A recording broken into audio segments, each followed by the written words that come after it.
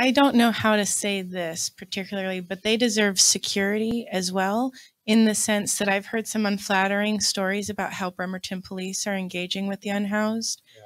And so when law enforcement wasn't mentioned earlier to be invited to as a stakeholder, I have my own issues and history with law enforcement, in my proximity to an abused person.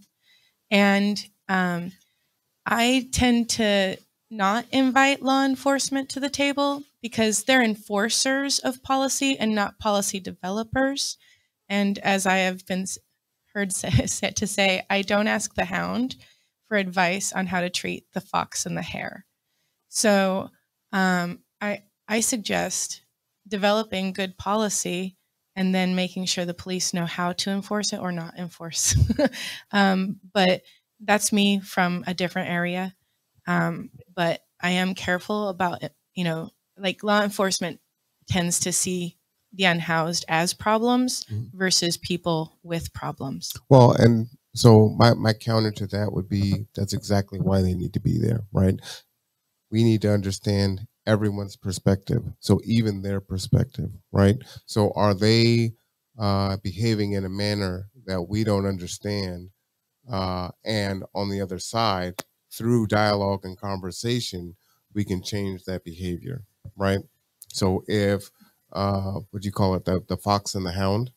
No, right? Yeah. The fox. I don't ask the advice of the hound on the treatment of the fox and the hare. Let's say you leave them out of the conversation, and we're making these great solutions, but the BPD is still coming down, and they're just being heavy-handed in undoing all of the progress that we're trying to make. Well, right? One hopes that the policies, these wonderful policies, are reinforced and really put into action by government. And government defines the action of the police. They give the orders. So if the government says, we're not going to do this anymore, the police can't do it anymore. See, the police aren't decision makers.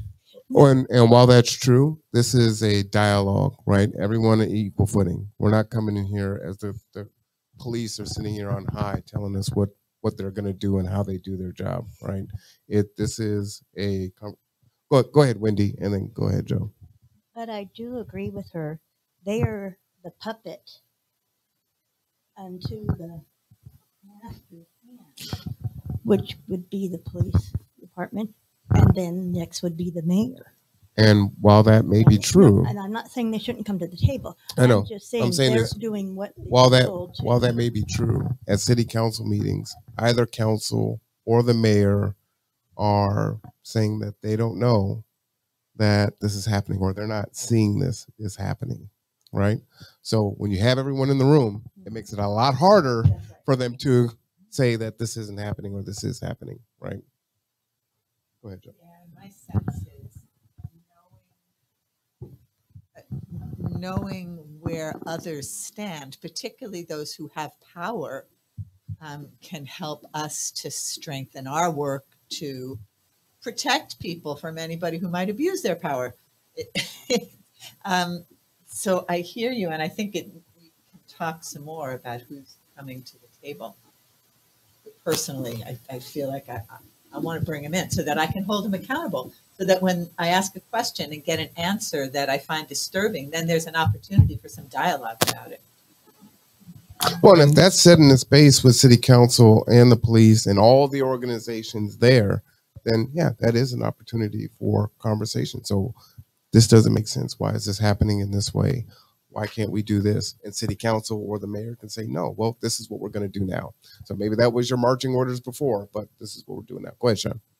Yeah, I'm with Courtney on being wary of involving the police for a lot of the similar reasons. I also think it's important to hear their voice, but their actions are speaking for their voice right now, and their actions have been detrimental to the people in the neighborhood. And I think we should ask some pointed questions and have some points up right away and some evidence up right away, so we're not sitting there going, we heard this.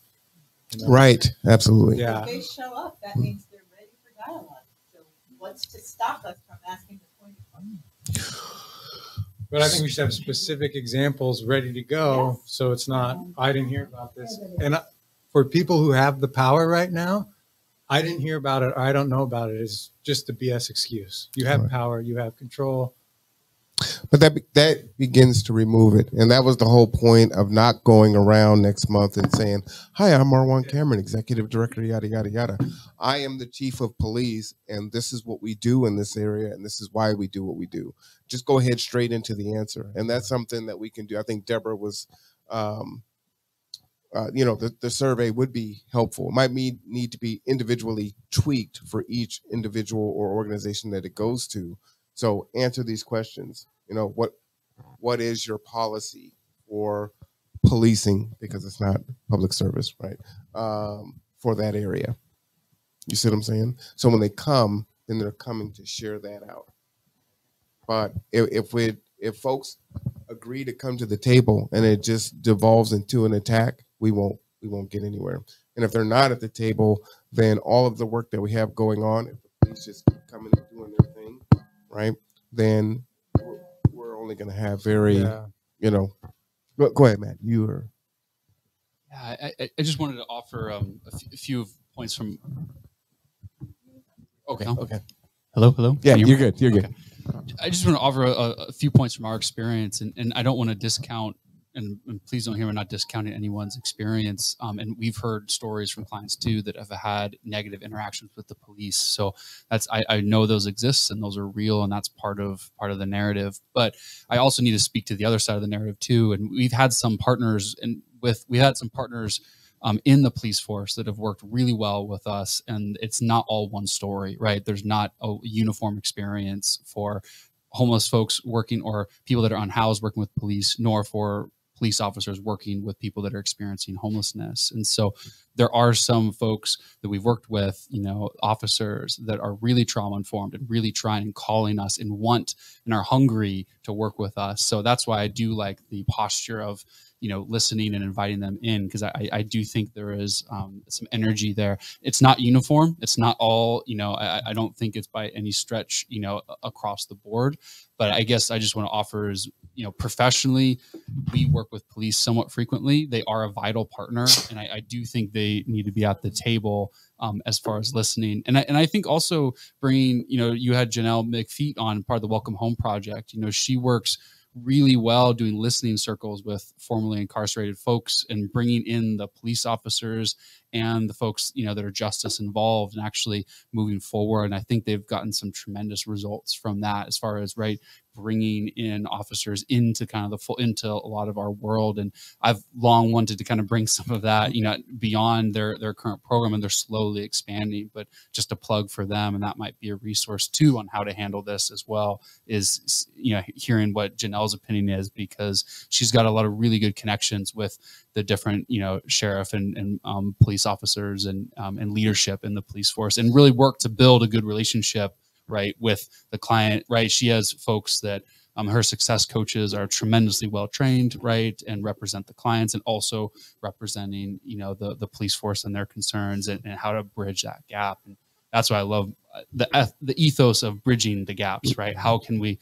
And I understand there's a lot of it's landmines, right? There's a lot of areas that can go wrong, and I think it's definitely something. I love how the energy you all are thinking of how to do that thoughtfully and bringing all the different concerns for some folks that police might be triggering. And I think those are all real concerns. And so I think it is something to really think through.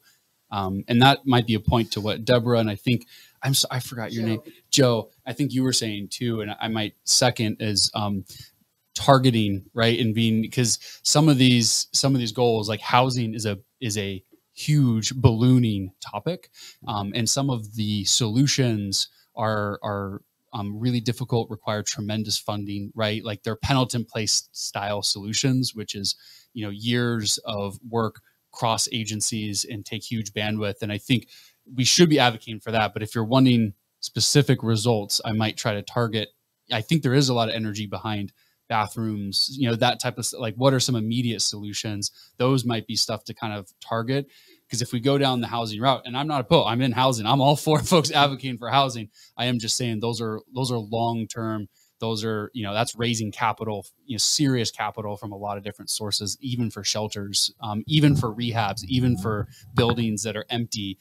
Those are big projects. Even what Foundation for Homeless Poverty Management is going through right now, right?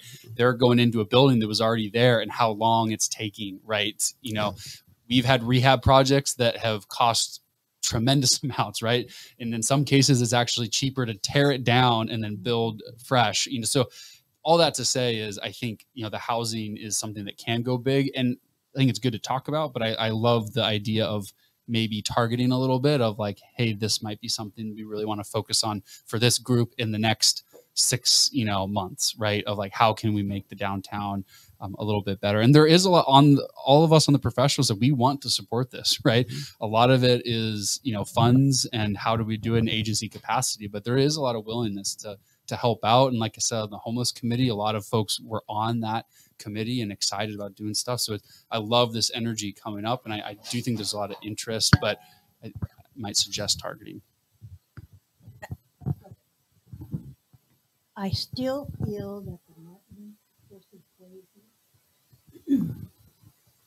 still says that the city is responsible for housing and everything else. We're going to be losing the rescue mission. They still have 6, 7, 8 months, and they didn't realize, like you said, how much it was going to cost to redo that building. So they right now have a long waiting list to even get in there, and that's what yeah.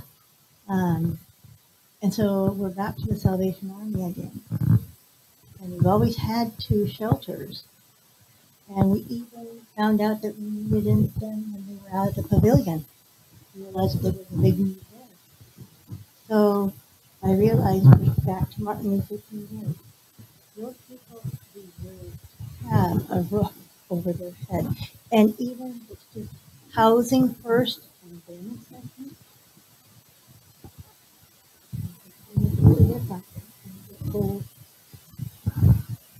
I'm thinking about our upcoming meeting, and I'm back to the concerns about who's at the table and how are we, what is this dialogue going to look like?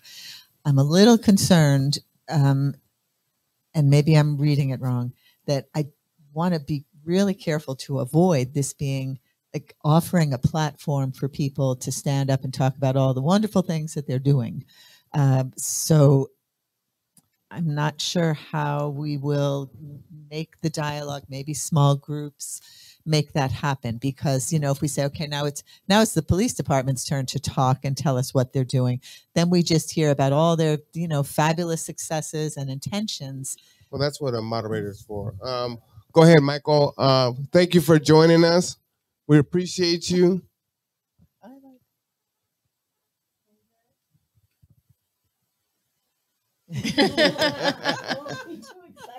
I will see you guys all in a little bit or later on, and I look forward to the meeting that will happen next month. Absolutely. Thank you so much. I appreciate you. Go ahead, Joe. I'm sorry. That was it. So your answer was that through moderation, we can protect against that. Through moderation, and in the beginning, again, those that do speak, they will be targeted questions, right? So, again, what is it that you've done? What doesn't work? We do need to hear it because we need to hear the perspectives, right? But this isn't a place to filibuster and grandstand, right? And so that will be moderated, because I will be moderating. And then if we do have mediators for the small groups, then we can keep it on task. And that's why I feel like none of us should be, leading those discussions, because there is so much bias, right, in that. And so I think we'd be better served as having someone just making sure that the conversation continues forward. I'm sorry. If you want people with lived experience at the table, I ask that the law enforcement not be in uniform and not be carrying weapons, because if you want honest dialogue with lived experience, you have to honor the trauma that comes from law enforcement. And then I don't want to distract between like the good cop and the versus bad cop discussion. It's moot. Law enforcement as a system is a system of white supremacy and class oppression. It doesn't matter if there's good ones or bad ones. All police officers, all law enforcement enforce unjust laws. So we have to keep the discussion about law enforcement at the all level.